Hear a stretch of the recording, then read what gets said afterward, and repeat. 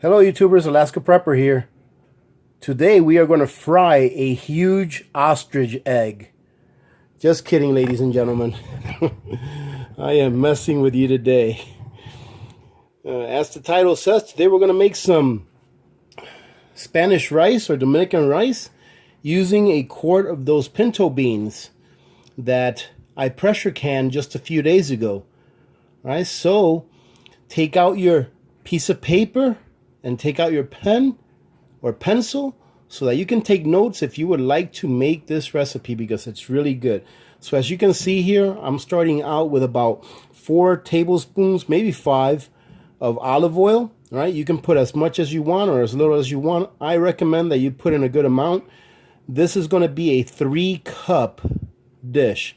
And what I mean by that is I'm going to use 3 cups of dry rice to make this meal, and that will feed a lot of people. You're talking about anywhere between 12 to 16 servings. Right? So putting in 4 or 5 or even 6 tablespoons of oil is not really that much, considering that so many people are going to eat out of it. First, I want to show you real quick the rice that I'm going to use. Now I'm going to use long grain rice for this meal, and I'm rotating some out of my pantry. And as you can see, this one's already been packaged for a while. This rice is a little over 4 years old, almost 5 years old, right? And it looks just fine. All right, so I just wanted to show you this, that I'm rotating it out of my pantry, and it looks just fine. And I'm sure that when it cooks, it's going to cook just as it's supposed to cook as well, because this is about the 3rd or 4th one that I've rotated out in the last few months. All right, we're back, ladies and gentlemen. So the first thing we're going to start with is, once we get our oil semi-heated up, it doesn't have to be extremely hot, just hot enough that we'll be able to somewhat caramelize these onions. We're going to put in some cilantro. We're going to put in about, and if I had to, I'm going to try and give you guys an estimation of how many tablespoons of each item there's in here. So if you're taking notes, you can go ahead and write down in tablespoons. So there's about 3 tablespoons of fresh cilantro. Now what I do with my cilantro is I keep it in the freezer, and then I cut pieces off as I need it, because if I just leave it in my refrigerator, I don't use it so often that it will last that long in the fridge. So I just keep it in the freezer, and then I either cut it with the scissors or cut it with a knife, whatever it is that I'm going to need. So it's about 3 tablespoons. There's about 1 medium-sized onion, and I would say that there's about 2 tablespoons of tomato paste. Now, if you want, you can substitute tomato paste with the Oxen Farms tomato powder, but I happen to have tomato paste, and the same thing with the tomato paste. I just keep it in the freezer, and then I cut chunks off as I need it. That way it won't go bad in the fridge. And of course, you can substitute the onions with freeze-dried onions or dehydrated onions as well. So we'll go ahead and put these things in here. Ladies and gentlemen, I'm going to talk a little louder so that the sizzling of the oil doesn't get in the way. So now I'm just going to go in here, and I'm going to put the rest of the ingredients that go in this dish. Now, if you have seen my video where I make sofrito, the sofrito is pretty much what I'm making right now. I ran out of sofrito, so now I'm just making one from scratch. So what I'll do is I'll leave a card on the upper right hand corner over here somewhere. Where is it? Right there somewhere. So if you guys want to go and take a look at that video on how to make sofrito, you can check it out, because it's a huge time saver. Right? Pretty much the sofrito is all of the basic spices and ingredients that go into this dish, and all you have to do is just take a chunk of it, put it in the pot, and you're good to go, instead of having to build it from scratch like I'm doing now. So the next thing that's going to go in here, I would say, would be about 2 tablespoons of minced garlic.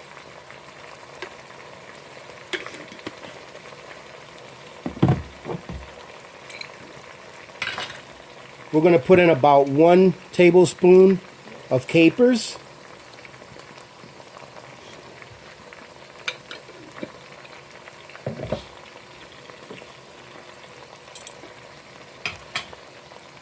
You can put in olives if you want to. I like olives. And you can put in whatever you like for your taste. I even like to put a little bit of juice in there. So if I had to count that, I would say that that's probably about 5 or 6 tablespoons of olives. But you'll have to put in there what you would like to put in there. And the olives, ladies and gentlemen, does make a big difference, as well as the capers. I'm going to put in a can of corn.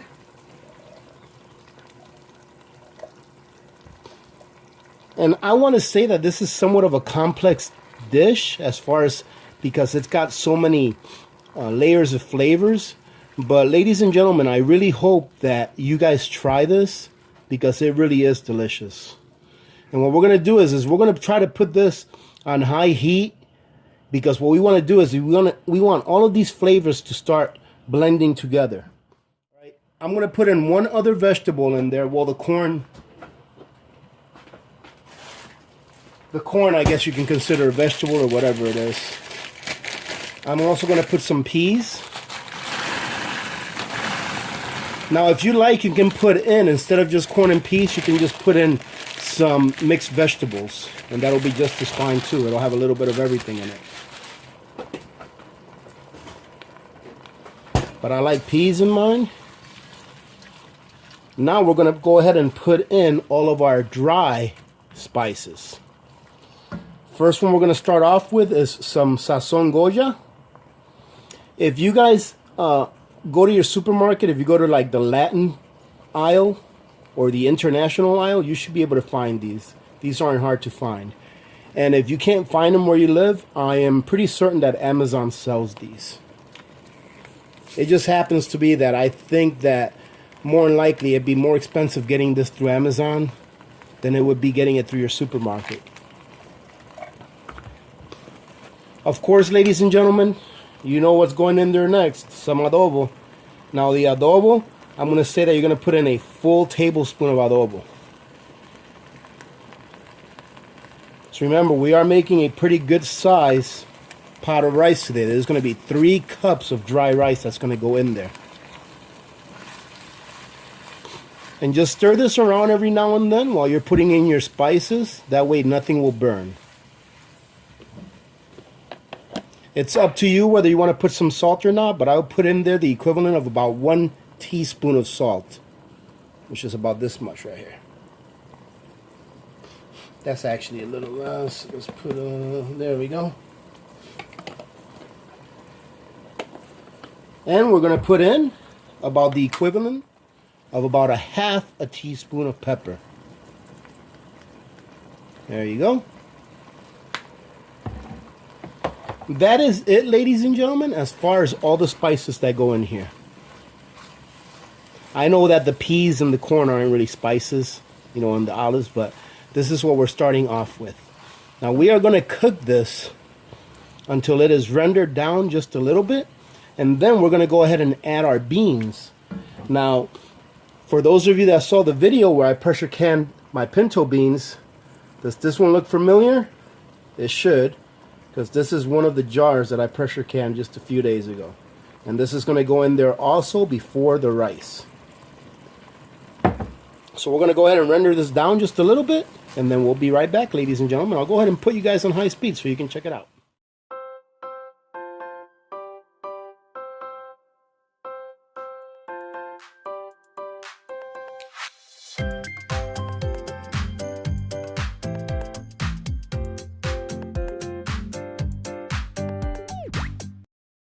Some people like to pre-soak their beans before they pressure can them, and I don't. And I just want to show you how they come out perfectly cooked. So let me just pick a random one out. So this is a bean, and as you can see, it still has its shape, but it's nice and soft in the middle. And that's what I like. I like for them to keep their shape. So let's go ahead and put those in there. Now when I dig these out, I try not to crush them, so I try to scrape the sides of the jar and then let them fall out. Alright, so just get them unstuck from the side of the jars, let them fall out. Say that this is probably the equivalent of 3 cans that you buy at the store. 3 cans of beans. So now what we're going to do is we're going to go ahead and get this really, really hot. So we're going to put our heat up really high and get this as hot as we can before we add our water. Now we're going to add 3.5 cups of water. And it may seem like it's not enough water that we're going to add, but remember that when we are cooking with a Dutch oven, when we're cooking rice with a Dutch oven, this Dutch oven does such a good job at sealing in all the moisture and not allowing any steam. Oops, sorry about that if you guys were hearing that in the background. And not allowing any steam to escape, that you really don't need to use the 1 3/4 or 2 cups of water to 1 cup of rice ratio. I usually use about 1 1/3 to 1 cup of rice. And the reason I'm using a little less this time is because there's a lot of moisture in here already. And with this dish, we want our rice to come out nice and fluffy. We don't want it to come out sticky. So we want to make sure that we don't overwater it so that it won't come out sticky. So let me go ahead and get this up to temperature, get it nice and hot, and then we'll add our water. And can you see that, ladies and gentlemen, how nice the beans are holding themselves together? They're not mushy or anything like that. So they came out perfect as far as I'm concerned. All right, now that everything is coming up to a boil, we're going to go ahead and put our 3.5 cups of water in here. And guess what, ladies and gentlemen? We need this to come up to a boil again. So had I used sofrito instead, we would have already been into the part where I'm putting my rice in. Having some sofrito is so much easier. It makes everything a lot quicker. So we're going to get this nice and hot, and then we're going to add our 3 cups of rice. So we'll be back as soon as this heats up. As you can see, this is pretty hot now. It's just on the verge of boiling. So we're going to go ahead and add our rice. Some people have told me in the past, I've never done this before, but some people have told me that you just take a spoon like this and you stick it in there. And if it stands up, then it's good to go. I've never really done that. I just always used measurements. So we're going to go ahead and let this heat up. Let this render down just a little bit. Well, not render down, but let some of the moisture evaporate away before we go ahead and put the lid on it and put it to cook on the low burner. My favorite beans to make this with is black beans. Mrs. Alaska Prepper really likes pinto beans. So about a week ago, we made a black bean dish just like this. And today we're making a pinto beans dish. And this is about ready. You can see that it's starting to boil. I'm going to try that spoon thing because I've never tried it before. Let's see. Uh-oh, it's still. Okay, there you go. Uh-oh. Okay, so I'm going to call this good. So what I'm going to do now is, now this is pretty important, ladies and gentlemen, okay? So remember this part right here, what I'm going to tell you. What I'm going to do now is I'm going to cover this. I am going to transfer this to my very smallest burner. You can see this burner right here. I'm going to transfer it to that burner, and I'm going to put my smallest burner on my smallest setting. So as you can see here, I have it all the way down to low. And what we're going to do is, the more cups of rice that you're cooking, the longer you're going to cook it for. I am going to go ahead and set my timer for 35 minutes. Once that 35 minutes hits, I'm going to come in here, I'm going to turn my burner completely off, and I'm going to let it sit for about 5 minutes before I open it. All right, so in about 40 minutes, I'm going to bring you guys back once the timer has beeped, and I'm going to open it up for you guys and show you guys what it looks like. It is done. Well, let's hope it's done. I went ahead and moved it over from the small burner to this one right here because it's easier for my high-tech camera to capture it here.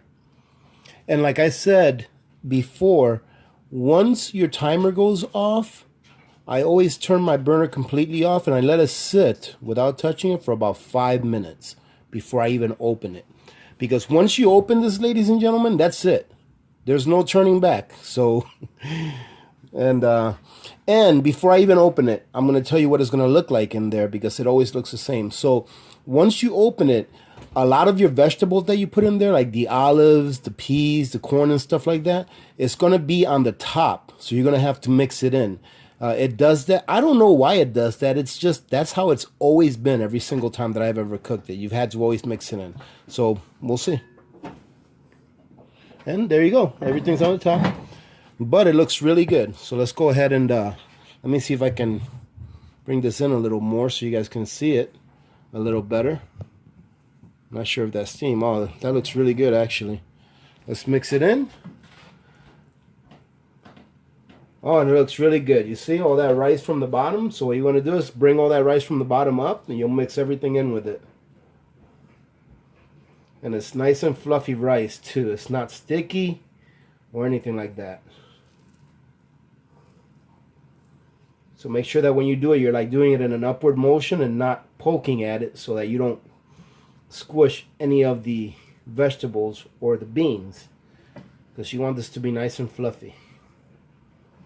And look at that, ladies and gentlemen. Doesn't that look good? And it smells delicious.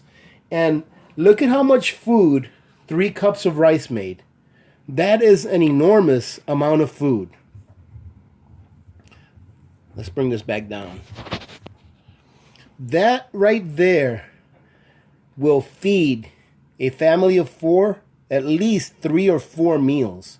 Now what I'm going to do with this is I'm going to bring some of this to work tomorrow and give some to my boss, give some to the people that I work with, because this is really way too much for us to eat, and I had already intended to bring some of this to work. Normally, when I'm cooking just for us here in the house, if we're not going to have anyone over or anything like that, I usually only cook a 2-cup dish, 2 cups of dry rice, and that'll feed us at least 2 times each. But this right here is just ginormous. But it looks really good. I'm going to go ahead and plate it, and I'm going to go ahead and share with you guys what it tastes like. Now, ladies and gentlemen, this looks delicious and it smells even better. So I'm going to go ahead and, oh, you know you have to get a little piece of olive in there. And I would say that this meal can stand on its own without any protein, as far as how filling it is and as far as to chew. You know, how much you have to chew, because a lot of you will probably agree with me when I say that one of the satisfaction that you get out of eating a good meal is being able to chew it, right? And having that texture that you can chew. And this is like that, because you have all of those vegetables in there with the olives and the beans, and the rice is cooked pretty much perfectly. It's nice and fluffy, and it's good to go. However, you can definitely add a protein to this. It's not going to hurt. So we're going to go ahead and give it a try, and I'll let you guys know what it tastes like.